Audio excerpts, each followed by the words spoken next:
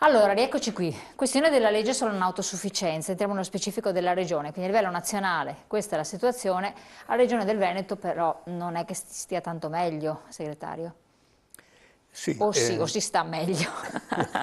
ma non si sta meglio né da una parte né dall'altra perché, per esempio, se noi avessimo una legge quadro nazionale, probabilmente anche in Veneto riusciremmo in qualche maniera ad avere qualcosa di più. Il problema è che a livello nazionale siamo l'unico paese europeo che non ha uno straccio di legge che dia in qualche maniera direttive rispetto all'assistenza di 3 milioni di cittadini non autosufficienti. È chiaro che ci mette tutti in difficoltà.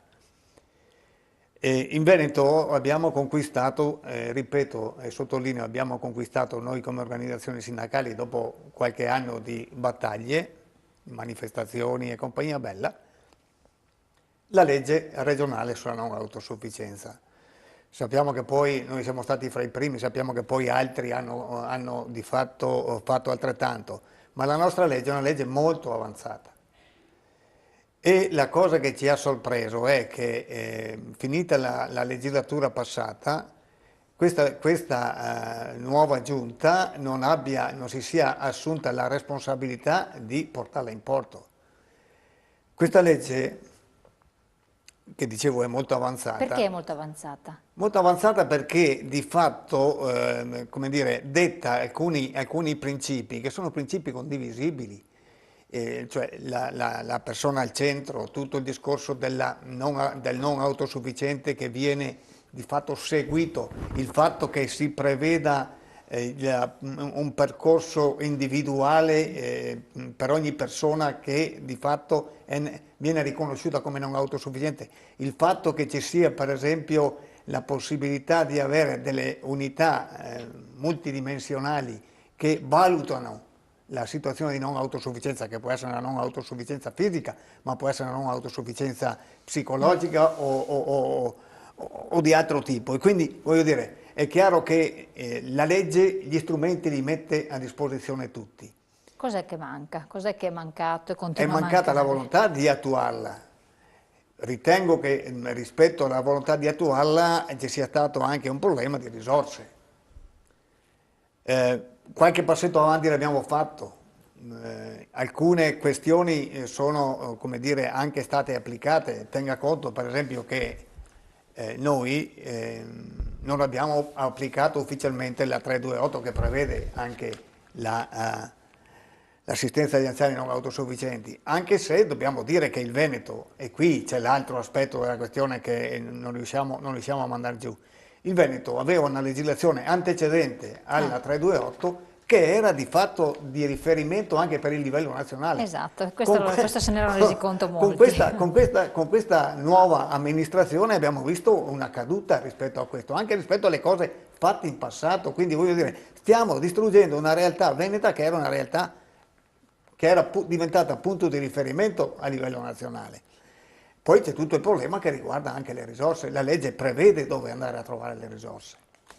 Però non... Però non si procede rispetto a questo. Per esempio, una delle cose che dice la legge è che si dovrebbe, per dare sicurezza, per dare struttura al finanziamento della legge sulla non autosufficienza, che prevede che un pezzo dell'addizionale regionale dell'IRPEF dovrebbe essere Esatto. di fatto devoluta a E sostegno che fine ha del fondo della fatto? non autosufficienza, cosa che non è mai stata fatta. E che fine ha fatto sto pezzo? Niente, è Niente, rimasto là. è rimasto là.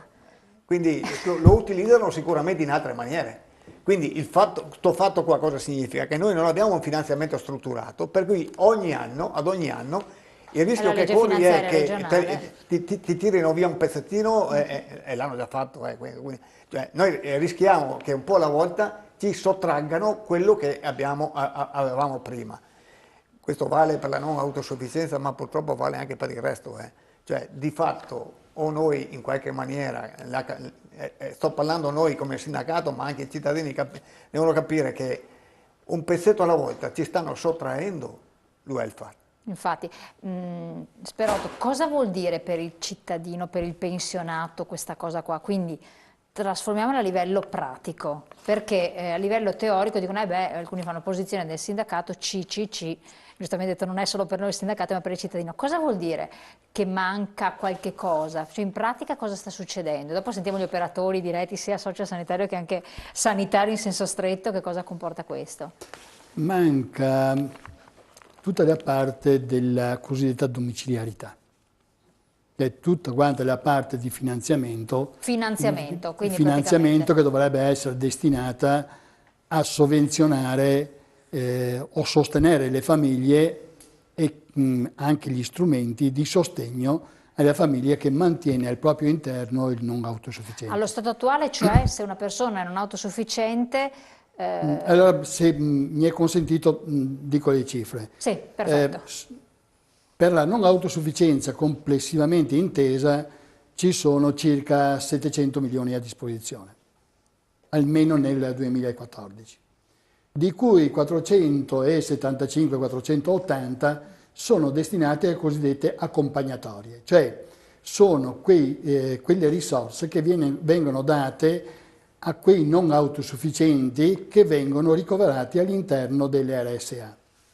Per questi la Regione Veneto mette a disposizione le risorse per rimanere all'interno delle case di riposo e assorbe circa 475 milioni. Altri 105 milioni erano destinati a sostegno invece di che cosa? Del sollievo, della domiciliarità, delle badanti, eccetera, eccetera. È stata totalmente riformata e hanno deciso che una parte di questi 105 milioni, circa il 30%, doveva essere trasformato all'interno delle ULSS in servizio a favore delle persone non autosufficienti. Servizio a casa. Esattamente. Cioè, noi di questo 30%, cioè questi 30 milioni, non abbiamo visto nessun servizio aggiuntivo all'interno delle ULSS a favore della popolazione non autosufficiente. Quindi si arrangiano. Per cui si arrangiano. E contemporaneamente c'è tutto quanto questo balletto, siamo i primi, siamo i meglio, eccetera, eccetera, ma poi la cosa rimane ferma a 5 anni fa, esattamente la stessa identica situazione. Vale la pena anche di ricordare, quando citavamo che siamo avanzati sul piano legislativo, tanto è vero che il piano sociosanitario del Veneto è stato mutuato dal Patto per la Salute a livello nazionale, cambiando qualche acronimo. Ma anche la legge della non autosufficienza del Veneto, è avanzata perché prevede, lo spostamento dalla casa di riposo alla famiglia, ma, se riusciamo a spostare le risorse in quella direzione. Certo, se no altrimenti è un boomerang. Esattamente, se no, abbiamo la situazione che le famiglie si stanno impoverendo e stanno togliendo le persone dalle case di riposo e le stanno riportando a casa perché non ci sono risorse. E non è che questo anziano stia meglio poi a casa. No, assolutamente, il problema è che tutto si gioca intorno a queste questioni delle risorse e di come gestire queste risorse.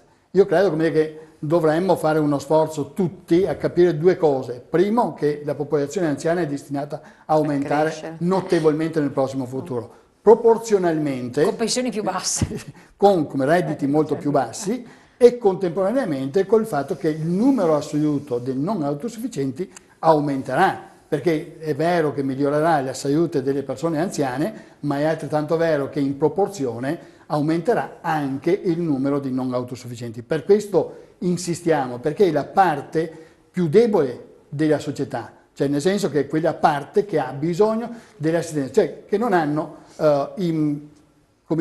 la capacità di gestire gli elementi essenziali della vita quotidiana. Sono le persone assolutamente più fragili, sia da un punto di vista mentale, certo, Alzheimer, demenza senile, piuttosto che da un punto di vista fisico, in cui non sono capaci né di deambulare né di portarsi il cibo alla bocca. Cioè stiamo parlando di queste persone qua, non stiamo parlando di persone che hanno... Chi ha possibilità economiche poi si prende la struttura privata, bella, se ne sta tranquillo, non ha problemi. Allora, assistenti sociali e medici di famiglia. Sono due nuclei fondamentali. Voi come vedete questa situazione che operate concretamente? Perché ci siete comunque in mezzo, ci siete presi in mezzo e tra l'altro vedete anche l'aspetto umano della vicenda, oltre che quello organizzativo ed economico. Sì, intanto ringrazio per l'invito ad essere qui. Per noi è sempre importante anche poter avere così, poter spiegare anche nell'operatività come che cosa succede a una famiglia che si trova effettivamente ad avere una persona che in qualche modo non solo ha un problema sanitario, ma questo problema sanitario si ripercuote nella sua vita quotidiana. La vera sfida e il valore aggiunto di questa legge sulla non autosufficienza è che in effetti è sempre stata portata in palmo di mano, insomma, come no, molto innovativa, è proprio questa natura sociosanitaria, questo sforzo di leggere il bisogno che non è la somma di un problema sanitario e di un problema sociale, ma è qualcosa di più. E in questo senso possiamo dire che è un bisogno complesso. Questa complessità effettivamente mette i servizi e chi deve rispondere con prestazioni, con delle risposte adeguate, nella condizione di dover fare uno sforzo importante. Noi in questo momento il sistema si compone di più parti, come di più teste, no? C'è da una parte il servizio sanitario che si articola comunque nel distretto, ma c'è anche un comune di residenza che ha un compito di protezione, di promozione della salute. Ci sono i centri di servizio che di fatto aggregano le prestazioni ed è come la sfida è quella di mettere assieme più parti, più teste che tuttavia devono rispondere a un unico bisogno. Questa difficoltà, questa sfida, insomma, a volte determina anche delle difficoltà, dei rallentamenti anche in termini organizzativi. Ma lei voi concretamente, che cosa riscontrate essere carente? Quindi qual è la richiesta maggiore, l'istanza? Dov'è che c'è questa lacuna? Che ce la vedete proprio palese, là è necessario intervenire. Perché quando si parla di sistemi, noi abbiamo avuto anche occasione di confrontarci, c'era il consigliere regionale Padrini, cioè i massimi sistemi, tutto sembra bellissimo, però poi, ed è successo anche quella volta, portato sul concreto, uno deve affrontarlo. Dunque, per esempio, il sistema sociosanitario prevede che nel momento in cui una persona richiede o esprime un bisogno complesso, quindi per esempio non è più in grado di essere assistito a casa, e questo non solo per un problema sanitario, ma perché non c'è una rete sufficientemente pronta a seguirlo, entra, diciamo, in questo circuito, in questo percorso di valutazione. Cosa vuol dire materialmente? Che devono incontrarsi diversi soggetti. Chi degli ascoltatori ha avuto modo già di entrare in questo sistema si è reso conto, raddrizzando i capelli. Si è reso conto della difficoltà. Allora, anzitutto le porte di accesso sono i servizi sociali del comune o il medico di medicina generale, che portano a loro volta una richiesta in una sede che appunto è un'unità valutativa, dove si mettono attorno a un tavolo diversi professionisti, no? Che in qualche modo per il loro pezzetto di valutazione devono costruire per la persona un progetto che possa rispondere il più possibile alle esigenze. Di qui poi l'accesso a delle graduatorie per l'ingresso in struttura. Quindi anche la lentezza di tutto questo sistema. Ci sono dei procedimenti necessariamente anche perché sono procedure che vanno in qualche modo gestite. Noi sappiamo che quando i numeri sono molto grandi è necessario anche che... Però se non ci sono finanze, questo mettersi attorno al problema della persona non si riesce ad attuare. Diciamo che da questo punto di vista ci sono vari aspetti. Io ne dico uno perché lo vivo da vicino. Io lavoro all'interno di un centro di servizi, all'interno di un'azienda sanitaria del Veneto. Per esempio, la Regione ha un budget che può spendere per poter pagare un certo numero di quote sanitarie per gli ospiti. Sono, insomma, come dire, negli ultimi anni sono nati nuovi centri di servizio, quindi si è ampliata l'offerta. E non no? cosa Sky per tutti, insomma. Cioè, naturalmente le quote, il budget è sempre quello, quindi qual è la percezione del cittadino? Ma come? Ci sono più posti letto? Perché io non posso beneficiare? In realtà spesso è necessario spiegare alle persone che sono dentro un sistema che ha Un numero. ha un numero limitato e questa è una delle difficoltà maggiori.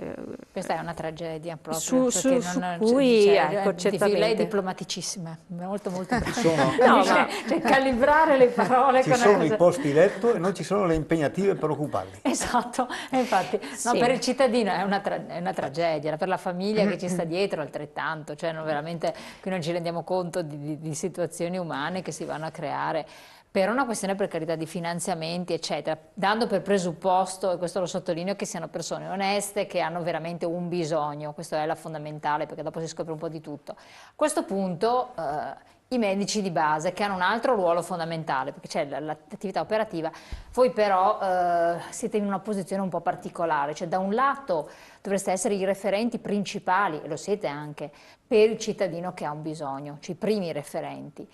Dall'altro dovreste anche creare questa rete di presupposto in modo tale che il cittadino automaticamente che ha un bisogno non finisca in ospedale pronto soccorso, ma riusciste in qualche modo a mediare questo tipo di intervento. Cosa è successo lì e perché non avete assunto questo ruolo che era previsto nelle righe della legge, insomma? Beh, la Regione Veneto ha predisposto un piano di intervento territoriale che modifica tutta la situazione territoriale della medicina generale.